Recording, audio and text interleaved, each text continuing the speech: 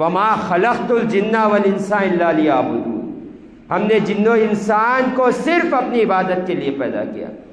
تو اللہ تعالیٰ نے عبادت کئی طرح کی ہم پر فرض کی، اسی میں جو عبادت ہے وہ ایک حج ہے۔ حج وہ عظیم و شان عبادت ہے جس میں مالی عبادت بھی ہوتی ہے اور جسمانی عبادت بھی ہوتی ہے۔ حج یہ فضیلت رکھتی ہے، اور حضور پاک صلی اللہ علیہ وآلہ وسلم نے ارشاد فرمایا حج جو کرتا ہے اللہ تعالیٰ اسے اپنا مہمان رکھتا ہے۔ اور حضور پاک صلی اللہ علیہ وسلم حاجیوں کی کئی فضیلتیں بیان فرمائی، اور جس پر حج فرض ہو گیا اور انہوں نے جو حج ادا نہیں کیا ان کے اوپر کئی وعیدیں نازل فرمائی اللہ نے۔ تو ہمیں یہ غور کرنا ہے کہ اللہ تعالیٰ نے ہمیں جہاں پر عبادت کا حکم دیا، جیسے نماز فرض ہے ویسے ہی ہم پر حج بھی فرض ہے صاحب استطاعت پر۔ حضور پاک صلی اللہ علیہ وآلہ وسلم نے ارشاد فرمایا اسلام کی بنیاد 5 چیزوں پر ہے۔ پہلا توحید و رسالت، دوسرا نماز، تیسرا روزہ، چوتھا زکوٰۃ، پانچواں حج۔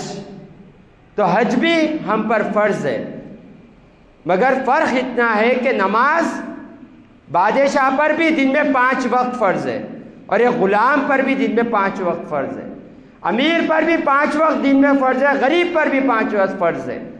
اس سے کوئی بری ذمہ نہیں ہے، مگر حج یہ صرف صاحب استطاعت پر فرض ہے۔ یہ صاحب استطاعت کون ہے؟ یہ وہ شخص ہے جو اپنے مال، حاجت کے مال سے زیادہ مال رکھنے والا، جو خانہ کعبہ کو جائے اور اس کا حج کر سکے، جا کے آنے کا خرچ، کھانے کا خرچ، اور جتنے اس کے گھر والے ہیں، جس کے ماتحت جتنے ہیں، ان کا کھانے کا خرچہ اگر وہ اٹھا سکتا ہے اس پر حج فرض ہو جاتا ہے۔ موٹی سی بات پر حج اس پر فرض ہو جاتا ہے۔ اور حضور پاک صلی اللہ علیہ وآلہ وسلم نے ارشاد فرمایا جو صاحب استطاعت ہوتا ہے اس کے اوپر زندگی میں صرف ایک مرتبہ حج فرض ہوتا ہے۔ ایک بار جب حج کر لیتا ہے پھر اس کے اوپر حج فرض نہیں ہوتا، پھر اس کے بعد وہ اگر مالدار ہو، ارب پتی ہو، کروڑ پتی ہو، ملینر ہو، پھر اس پر حج فرض نہیں ہوتا، صرف ایک بار حج فرض ہوتا ہے۔ اور حضور پاک صلی اللہ علیہ وآلہ وسلم نے ارشاد فرمایا جس پر حج فرض ہو گیا ہے، اگر وہ کوتاہی اور سستی کی وجہ سے، مال کی کنجوسی کی وجہ سے اگر کوئی حج نہیں کرتا، حضور پاک صلی اللہ علیہ وسلم نے ارشاد فرمایا اگر وہ یہود ہو کر مانے یا نصرانی ہو کر مانے کوئی پرواہ نہیں۔ تو حج جیسے ہی ہم پر فرض ہو جائیں جلد سے جلد کوشش کریں تاکہ اس بڑی عبادت کا فریضہ ہم ادا کر سکیں۔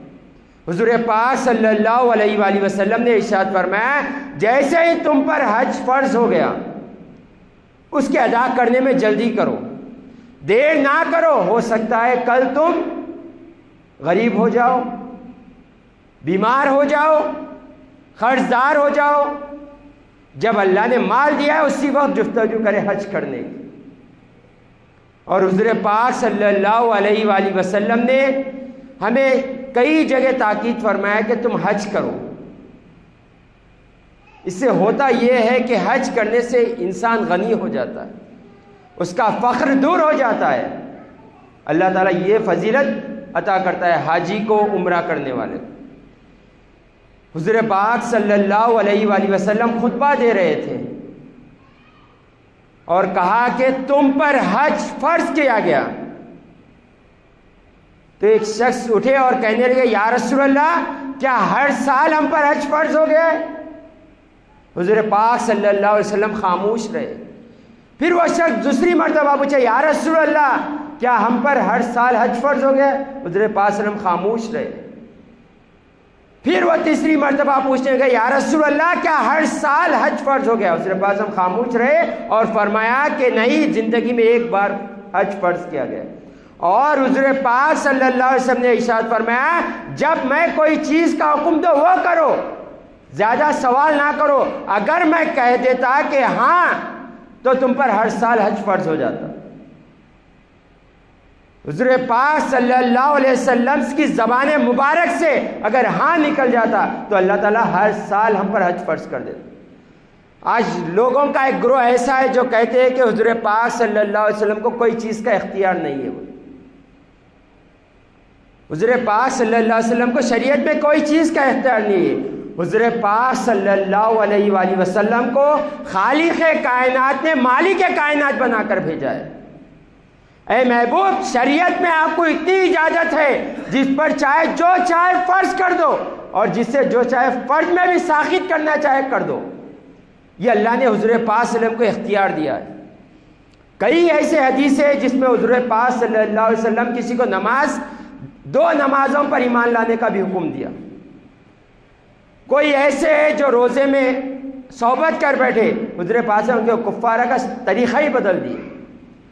حضور پاک صلی اللہ علیہ وسلم نے ارشاد فرمایا، اگر تم پر مجھے مشقت محسوس نہ ہوتی، مجھے ڈر نہ ہوتا، تم پر مسواک واجب کر دیتا۔ حضور پاک صلی اللہ علیہ وسلم کئی طریقے سے بتا رہے کہ شریعت کا میں اختیار رکھتا ہوں کہ اللہ نے مجھے مالک کل بنا کر بھیجا ہے۔ اللہ نے میں جو چاہے جس پر چاہے جو چاہے کر سکتا ہوں۔ اللہ نے حضور پاک صلی اللہ علیہ وسلم کو یہ اختیار عطا کیا، اور آج کہنے والے یہ کہتے ہیں کہ حضور پاک صلی اللہ علیہ وسلم کو کوئی اختیار نہیں۔ نام عبادت، نام ہے حضور پاک صلی اللہ علیہ وسلم کی اطاعت کا، اتباع نام ہے عبادت۔ نماز یہ سرے سے عبادت نہیں ہے۔ اگر نماز سرے سے عبادت ہوتی تو حضور پاک صلی اللہ علیہ وآلہ وسلم نے ارشاد فرمایا، فلاں وقت تم نماز نہ پڑھو، طلوع آفتاب، غروب آفتاب، زوال کے وقت نماز نہیں پڑھنا ہے۔ اگر نماز عبادت ہی ہوتی تو اس وقت بھی ہمیں ثواب ملتا۔ حضور پاک صلی اللہ علیہ وآلہ وسلم جس وقت کہہ دے نماز پڑھو، اس وقت نماز عبادت ہو جاتی ہے، اور جس وقت روک دیا جائے اس وقت نماز پڑھنے سے رک جانا یہ عبادت ہو جایا کرتی۔ اگر نماز پڑھ لو گے گناہگار ہو جاؤ۔ یہ حضور پاک صلی اللہ علیہ وسلم کا اللہ نے اختیار عطا فرمایا۔ تو ہمیں نبی کریم صلی اللہ علیہ وآلہ وسلم کی اللہ نے جیسے شان عطا کی ہے ویسے شان و عظمت بیان کرنی چاہیے، نہ کہ حضور پاک صلی اللہ علیہ وسلم کی شان کو گھٹانے کی کوشش کریں۔ ہمیں اپنی زندگی ایسے گزارنا ہے جس میں اللہ اور رسول ہم سے راضی ہو جائیں، ایسی نہ گزارے جس سے اللہ اور رسول ناراض ہو جائیں۔ حضور پاک صلی اللہ علیہ وآلہ وسلم نے ساری زندگی اس امت کے لیے گزار دی، اور امت کے کچھ بدبخت ایسے ہیں جو حضور پاک صلی اللہ علیہ وسلم کی شان گھٹانے میں لگے رہتے ہیں۔ حضور پاک صلی اللہ علیہ وآلہ وسلم کی شان اس قدر اللہ نے بلند فرما دی، اے محبوب آپ کی آنے والی گھڑی پچھلے گھڑی سے بہتر ہوگی، وَلَلْآخِرَةُ خَيْرٌ لَكَ مِنَ الْأُولَىٰ۔ اے محبوب زمانہ جو چاہے آپ کے بارے میں کہہ لے، کتنے مل کر آپ کی شان گرانا چاہتا ہے گرا لے، میں نے ایک قانون بنا دیا ہے محبوب آپ کے لیے، آپ کی آنے والی گھڑی پچھلے گھڑی سے بہتر ہوگی۔ اب چاہے جو چاہے لوگ کہہ لے، مگر آپ کے درجات بلند ہوتے ہی رہیں گے، آپ کی درجات میں کوئی فرق نہیں ہوگا، کہنے والا خود جہنمی ہوگا مگر آپ کی شان میں کوئی فرق نہیں ہوگا۔ یہ حضور پاک صلی اللہ علیہ وآلہ وسلم کو اللہ نے شان و عظمت عطا فرمائی۔ جب حضرت ابراہیم علیہ السلام اور حضرت اسماعیل علیہ السلام خانہ کعبہ بنا چکے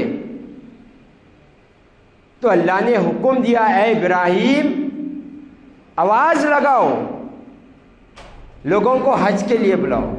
تو حضرت ابراہیم علیہ السلام اللہ کی بارگاہ میں عرض کرنے لگے، اے مالک یہ پہاڑوں کی وادی تک کہاں تک آواز جائے گی میری، یہ پہاڑوں کی وادی میں دنیا کے لوگوں تک کیسے آواز پہنچے گی؟ تو اللہ تعالیٰ ابراہیم علیہ السلام سے کہتا ہے، ابراہیم آواز لگانا تمہارا کام ہے، پہنچانا ہمارا کام ہے۔ اور اللہ تعالیٰ نے ابراہیم علیہ السلام کی آواز کو ایسے پہنچائی جو باپ کے پیٹ میں اولاد ہے، ماں کے پیٹ میں اولاد ہے، صبح قیامت تک جتنے آنے والے سب نے کہا لبیک اللہم لبیک کہا۔ اور حضور پاک صلی اللہ علیہ وسلم نے ارشاد فرمایا، جس نے ایک مرتبہ لبیک کہا وہ ایک مرتبہ حج کو جائے گا، اور جس نے بار بار لبیک کہا وہ بار بار حج کو جائے گا، اور جو خاموش رہا وہ حج کی سعادت سے محروم رہ گیا۔ جو حاجی ہے وہ اس صدا پر ابراہیم علیہ السلام کے لبیک کہنے والا ہے، آج اسی لیے اسے حاجی کہا جاتا ہے۔ اور جو خاموش رہا وہ حج سے محروم رہا۔ تو ہمیں یہ غور کرنا ہے کہ جو حاجی ہے، جسے اللہ تعالیٰ نے حج کی سعادت بخشی ہے، اسے خوشخبری ہے کہ حضور پاک صلی اللہ علیہ وسلم کے حکم پر وہ لبیک کہا، اور جب حضرت ابراہیم علیہ السلام نے صدا لگائی تھی اس پر بھی اس کی روح نے لبیک کہا تھا۔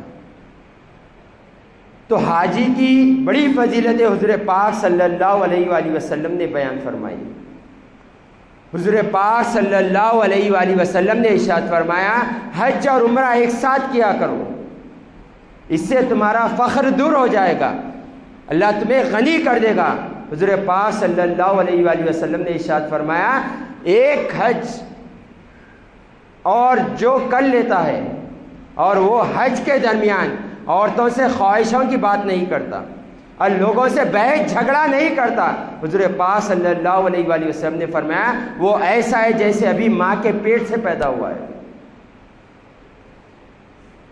دیکھیں ہم خالی حج کرنے والے کی، عمرے کرنے والے کی یہ فضیلت حضور پاک صلی اللہ علیہ وسلم نے فرمایا، اور فرمایا ایک عمرہ دوسرے عمرہ کے درمیان کے گناہ معاف فرما دیتا ہے اللہ تعالیٰ۔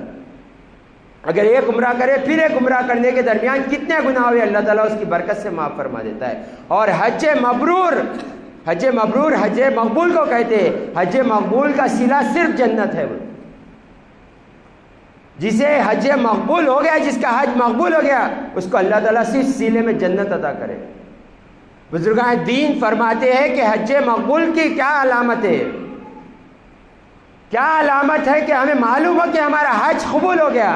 بزرگان دین فرماتے ہیں کہ وہ اپنی زندگی کو دیکھے، جو پہلے وہ گناہوں میں مبتلا تھا اس سے باز آیا نہیں آیا، بے نمازی تھا تو نمازی بنا یا نہیں بنا، جھوٹ بولنے والا تھا تو سچ بولنے والا بنا یا نہیں بنا۔ اپنے آپ کے اندر سدھار پیدا ہو جائیں تو سمجھ جائے کہ اس کا حج اللہ نے قبول فرما لیا۔ مگر وہ شخص جو حج کو جائیں اور آ کر وہی جھوٹ بولنا، وہی رکھ کے عبادات کو ترک کر دینا، لوگوں کا مال کھانا، وہ سمجھ جائیں کہ اس کا اللہ نے حج قبول نہیں کیا۔ تو حاجی جب جائیں یہ پکا اللہ سے ارادہ کر لے، اللہ سے وعدہ کر لے، اے مالک میں حج کے لیے جا رہا ہوں، مالک اب آنے کے بعد میں اپنی زندگی بدل لوں گا، تو میرا حج قبول فرما لے، میں اپنی زندگی بدل لوں گا۔ انشاءاللہ آپ دیکھیں گے اللہ تعالیٰ اس کا حج قبول فرمائے گا۔ حضور پاک صلی اللہ علیہ وآلہ وسلم نے ارشاد فرمایا، حاجی اللہ کا مہمان ہوتا ہے، اور وہ جو رب سے مانگتا ہے اسے اللہ عطا کرتا ہے۔ اگر اللہ سے بخشش مانگتا ہے تو اللہ اس کی بخشش کر دیتا ہے، اللہ سے مال مانگتا ہے تو اللہ اسے غنی کر دیتا ہے، جو مانگتا ہے اللہ تعالیٰ اسے عطا کرتا ہے۔ اور حضور پاک صلی اللہ علیہ وآلہ وسلم نے ارشاد فرمایا، جو حج کو جائیں یا عمرے کو جائیں، جب پلٹ کے آتا ہے تو اللہ کے ذمے ہے کہ اللہ اسے غنی کر دے، مالدار کر دے اسے، اگر جانے میں یا آنے میں اس کا انتقال ہو جائے۔ حضور پاک صلی اللہ علیہ وآلہ وسلم نے ارشاد فرمایا، اللہ اسے جنت میں داخل فرما دے گا، اور قیامت کے دن اس کا نام اعمال کا دفتر کھولا ہی نہیں جائے گا، اسے کوئی حساب کتاب نہیں ہوگا۔ جو عمرہ یا حج جانے اور آنے کے درمیان انتقال کر جائیں، اللہ تعالیٰ اسے جنت میں داخل فرما دے گا۔ دیکھیں ہماری ساری زندگی گناہوں میں گزر جاتی ہے، ساری زندگی رب کی نافرمانی میں گزر جاتی ہے، مگر اللہ تعالیٰ کسی پر اگر فضل فرما دیتا ہے، حج کی سعادت بخش دیتا ہے، تو یقین جائیں کہ اللہ تعالیٰ نے اس کی مغفرت فرما دی۔ حج مقبول کا بدلہ صرف جنت ہے، اور اپنے آپ کو جب حج سے آئیں اپنے اندر بدلاؤ لانے کی کوشش کریں، قدم اٹھائیں۔ قدم اٹھانا بندے کا کام ہے، منزل تک پہنچانا رب کا کام۔ نیت تو اچھی کرے، پہلے ارادے تو اچھے کرے اپنے، کہ مالک میں چاہ رہا ہوں، جو کر رہا ہوں انشاءاللہ میں بدلوں گا، اللہ تعالیٰ ضرور مدد فرمائے۔ وہ قادر مطلق ہے، وہ جو چاہے جب چاہے جسے چاہے عطا کر سکتا ہے۔ تو ہمیں اس رب کی بارگاہ میں اچھی نیت کے ساتھ پیش ہونا ہے، چاہے حج کے لیے جائیں، چاہے عمرے کے لیے جائیں یا مسجد میں جائیں۔ نیتیں اچھی لے کر رب کی بارگاہ میں حاضر ہو جائیں، انشاءاللہ اس کی برکتیں آپ خود اپنی آنکھوں سے دیکھیں گے۔ حضور پاک صلی اللہ علیہ وآلہ وسلم نے ارشاد فرمایا، حاجی کی حج یا عمرے کو جو جاتا ہے خانہ کعبہ میں، ایک نیکی کا ثواب 1,00,000 نیکی کا عطا ہوتی ہے۔ کوئی ایک نیکی کرتا ہے تو اللہ تعالیٰ اسے 1,00,000 نیکی کا ثواب عطا کرتا ہے، اور کوئی ایک رکعت نماز پڑھتا ہے تو 1,00,000 رکعت نماز پڑھنے کا ثواب عطا کرتا ہے۔ اگر کوئی ایک نفلی روزہ رہتا ہے اللہ تعالیٰ 1,00,000 نفلی روزے رہنے کا ثواب عطا کرتا ہے، اور کوئی 1 روپیہ اللہ کی راہ میں خیرات کرتا ہے تو اللہ 1,00,000 خیرات کرنے کا ثواب عطا کرتا ہے۔ یہ خانہ کعبہ کی فضیلت ہے۔